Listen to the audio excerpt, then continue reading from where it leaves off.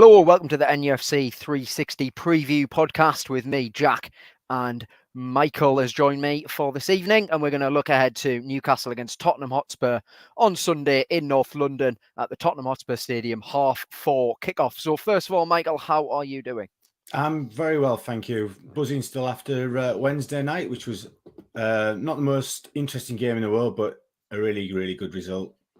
Yeah, I mean, I think it was just one of those games where you have to win. If Newcastle are going to finish high up in the league, and a team like that turn up at St James's Park, and we're not at our best, we just have to see the 3 points through. And I can't think of a game really where Newcastle have been as no trouble at all. They had one shot, Everton, one shot that was a header from Calvert-Lewin in the first half that went about 5 yards over the bar.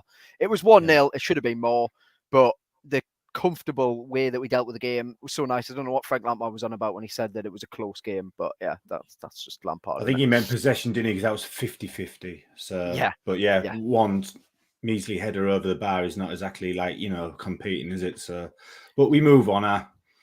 Exactly. So next up is Tottenham. They are third in the league at the moment. Our Spurs, 2 defeats in the last 4 though. No Kulusevski or Richarlison. Tottenham did win 5-1 last season against Newcastle. It was 1-1 at half time. We all know what happened in the second half. It was a total capitulation from the Toon, and we haven't seen Javier Manquillo since. Right back. But yeah. So I mean, what do you? Manquillo. Yeah, what have you made of Spurs this season? Because obviously they're third in the league, but there's starting to be quite a bit of criticism now for the way that Conte's got them playing. They seem very happy to sit in and just wait for the opposition to make a mistake almost. So what have you made of Spurs from what you've seen of them?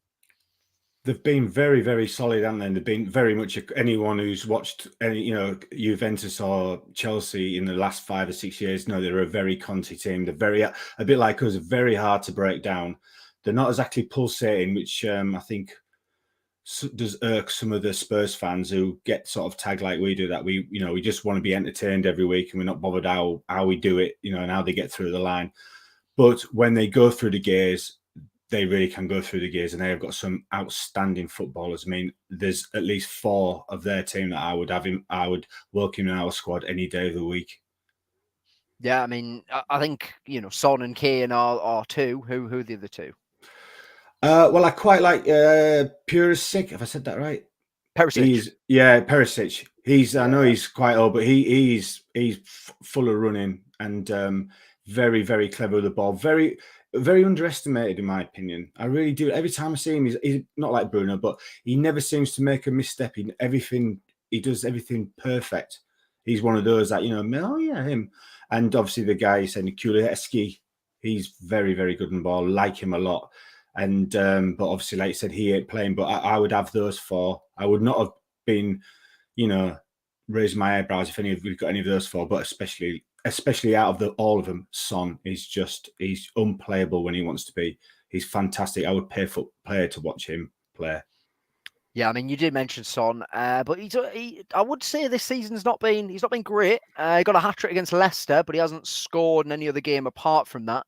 So do you think it's all set up for Son to turn up and destroy us? Yeah, well, he was man of the match last year, wasn't he? So at their place. He was, yeah.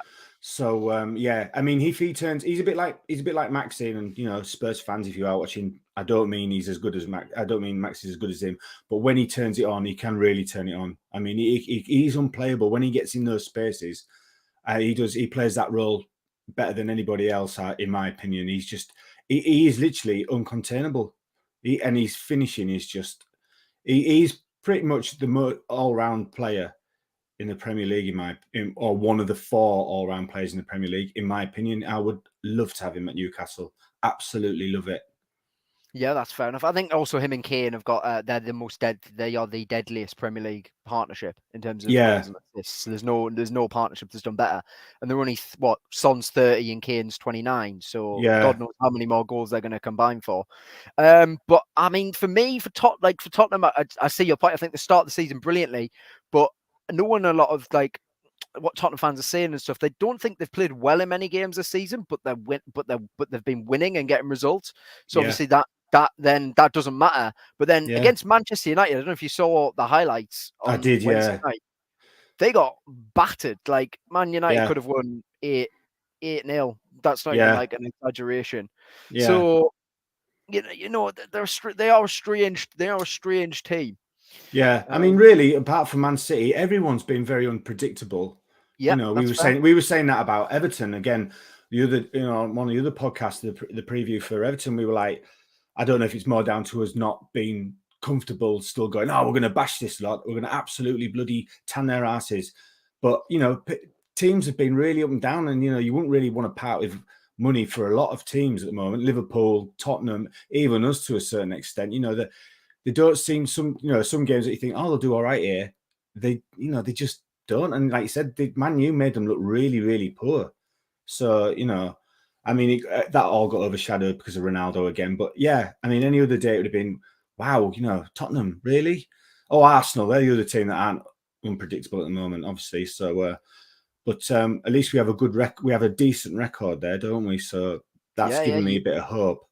Yeah, you mentioned that. There's a few stats just before we get into our teams. So Tottenham, Newcastle have won 10 times away at Spurs in the Premier League, which is as many as we have won against any other team away from home as well. Yeah.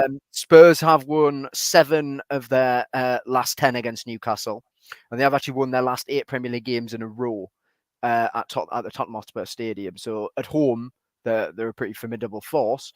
But Newcastle last one there, obviously in 2019, thanks to Joe Linton goal, when we all thought we got the new Alan Shearer, when he scored in his third game of the season, however it was.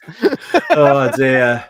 Those were the days, weren't they? Do you remember that? Those were the days when we were like, this is going to be awesome. Oh, we spent some money and yeah. right. I think Okay. Atsu got the assist. So yeah, Really? Atsu got the assist. So Wow. yeah. And I remember Dubravka just turned in a worldy performance. And then the other game we played at the Tottenham Hotspur Stadium, apart from the 5-1, was that 1-1 draw where Cardalo made, I think, 15 saves in the game. No, that was Tim. You're talking about that No, one? oh no, I know, You're talking about another I know one? the exactly game you're thinking of. That's the Oh, one sorry, that's the one Jack. at White Hart Lane. I'm on about Tottenham Hotspur Stadium. Oh, right. It was under Bruce. Wilson scored a penalty in the 96th minute or something. There's a fine. We mentioned the B word. Yeah, I know. Exactly. So I mean, it's a weird one. Newcastle got a good record against Tottenham. But Tottenham are in incredible form at home. So it's going to, even though they've struggled they've lost to Man United and Arsenal. It's not like they've lost to anyone like you wouldn't expect them to. So it's going to be hard. But what do we think? Team news then. So what's your predicted lineup? I think he's going to do, and I'm getting repetitive strain injury, just saying this all the time, it's going to be the same team. Apart from, obviously, I think we know Joe Linton's going to be out. So I think Willock will take his place, and it'll be as simple as that. He'll just pick those 11 again. He obviously likes the way we're playing, and quite rightly as well. He's justified. Ever since Fulham, I think a lot of us have gone, we never question Eddie Howe ever again after that lineup where we all thought, well, what? Hang on, what's happening here? I don't think, we should ever question him again, should we, after that? And I'm really, really looking forward to this because, I think it's going to be a really interesting game because I think we both we set out pretty much in the same way. And, they're pretty solid. We're very, very solid. It's either going to be dull or it's going to be interesting. Don't think it's going to be one for the neutrals. Yeah, I get you. I mean, we'll go on to score predictions in a bit, but I think we're going to have more of the ball. But I genuinely think we're going to have more of the ball. The way Tottenham play, they like to they like to let the other team have the ball. So I think we're going to turn up at the Tottenham Hotspur Stadium and dominate the ball. And depending on how that's going, say it's 0-0 after half an hour, I reckon the crowd might get on their backs a bit because they're not happy at them. They're not happy with that Man United result. They're going to want to say response. So it's going to be interesting how that plays out. I think with the team, I think Joe Linton might miss out because seems like he is actually injured. I thought he'd been taken off just because he was on a yellow card and he was just charging around midfield and made about 3 of the fouls, didn't he? So I was like, I think he did go down a few times, and because as as we were saying before we came on, it was so stop and start that Everton game because they were just all over the place. That I think it kind of got missed as well. So, but I thought he must be injured because everyone around me was saying, "Oh, it's because he's got a cast." No, I think he's injured, and it turns out he was. So, Willock will just walk straight into that team. Simple as that. As long as he's fit, of course. So I can't see him making any changes. Yeah, so I mean, the only other things I'd question, because I've seen a bit of chat about it, is I don't think I think Murphy's been good in recent weeks, but I thought he was pretty poor against Everton, to be honest. So would you not bring Fraser in or Elliot Anderson on? Would you consider Target? I don't think we bring Target in because obviously he's happy with that back four, and I can't see him playing where Murphy does. And I can't. I mean, I don't see a lot of difference between Murphy and Fraser really. I mean, Fraser's a bit quicker, but still, when it comes to it, they just haven't got that killer pass, and they still haven't got their shooting boots, either of them. So it's either or really for those two. You know, there's no one else to step into those shoes until Maxi comes back. So, but I still think he'll stick with Murphy. I still think he'll stick with the same 11. So as simple as that, and quite rightly too. So, and another worldie from Mickey. Yeah, yeah, that would be nice, wouldn't it? Yeah, no, I do agree with you. I do actually think it will be. I think Joe Linton on this. I think Willock will come in, so it'd be Bruno Longstaff and Willock in the midfield. Do think I would like to see Anderson in for Murphy, just something a bit different. But I don't think it'll happen. But I would like to see it. No, I don't think he will. I've been disappointed in Fraser this season, to be brutally honest. Like I thought he was good last year. Like he looked fit. He wasn't getting the end product, but before he got injured, before Almiron took his chance, he was the starting right winger. Do you know what I mean? It was Maxi on the left, it was Fraser on the right, and he worked so hard and he looked proper fit. And then he just doesn't look fit this season at all. And it's disappointing. It is disappointing because of how him and Howe had that good relationship at Bournemouth. So, you know, that I am disappointed in that. But yeah, so I think we'll look at score predictions then, and then I suppose that'd be us. Oh, good. I hate doing these. I'm going to say 2-2. Yeah. I mean, I think we're good. You know, I completely agree with you say about Spurs. I think they like the other team they like to play like the away team, which I think would really annoy like the home crowd after a while, you know, because they do like to see they like to see flair. I mean, who doesn't? I mean, but I can see 2-2. I can see us getting chances, so I can see us being strong. And another one from Miggy. So hopefully one for Wilson because he's looked a bit of a lone figure recently. So, but yeah, 2-2. He says. Yeah, 2-2. I could go along with that. I think. It's interesting. I don't think we'll win. Just as much as obviously we'd like to, but I just feel Tottenham at home are a different proposition to what it would be if we were playing them at St James's Park. But I do think we'll keep the unbeaten run going. I'm going to go for 1-1. Yeah, I think we'll score first, and then they'll have to respond. I think Wilson will get a goal because, as you said, like there's not been many chances for him, really, has there, in the last few games? Against Man United, he had a shot that he pulled wide. He didn't have anything against Everton. He hadn't even got a chance. So it'd be nice to see Wilson get a goal. Yeah, I mean, I can see why some people are quite worried about that because obviously, you know, you take Miggy's fantastic goals out, and where would the goals come from? We have looked a bit laboured in trying to give him any sort of service. So, if longer that goes on, the higher it's going to be. And also the thing is, you know, we want to, like, especially games like Everton, we want it to be 2 or 3 up and then take him off because it is only a matter of time till he gets injured. You know, putting our pessimistic hat on as we all can't seem to completely just put in the wardrobe away somewhere. You worry about it every time. You just hope that we can control the game. But yeah, I mean, you can see he's not happy, maybe with his own performance and maybe where the team are, you know, not providing with anything. He does seem like a bit of a frustrated figure. So he still leads the line brilliantly, though. I mean, like he could have had a couple of assists on Wednesday by winning the ball out the field and then playing it to Miggy, and then he fired it over the bar. So yeah, he's still massively involved in the play. It just seems like none of the chances are falling for him at the moment. Yeah, but I'm sure that'll change. Yeah, I mean, yeah, absolutely.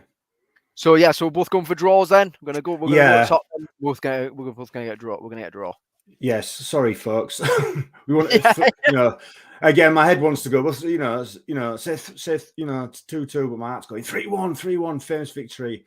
And at least Eddie's got. I mean, we've gone like to Old Trafford, going there with Eddie's got stuff in the bank where if we get turned over, it's not going to, it gives us a bit of freedom, I think, to go there and not worry about being, scared of them for the first time in a long time, that we can go there and think, well, we'll give you a game.